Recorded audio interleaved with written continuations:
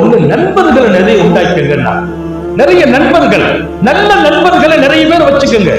நல்ல நண்பர்கள், மார்க்கமுள்ள, தீனுள்ள, அல்லாஹ்வின் ரசூலின் தொடர்புள்ள நல்ல நண்பர்கள். ஏன்? ஒவ்வொரு நண்பர்களும் வறுமையில் உங்களுக்காக சிபாரிசு செய்வார்கள்.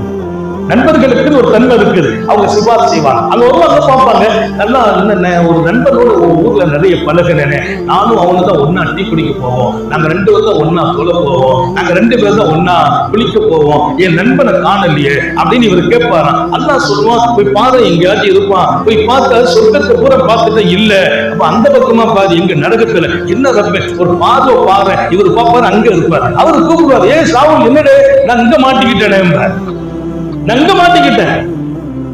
இல்ல, நான் பாத்துக்கிறேன், நல்லா என் நண்பன், ஒன்னா இருந்தோம், டீ குடிச்சோம், பழகணும், எனக்கு சொர்க்கத்தை கொடுத்து அவனை கூட நாங்க போட்டுட்டியே, அப்படியா, என்ன செய்யணும், அவனை அனுப்பி விடு, போ கூடுவான்றான்.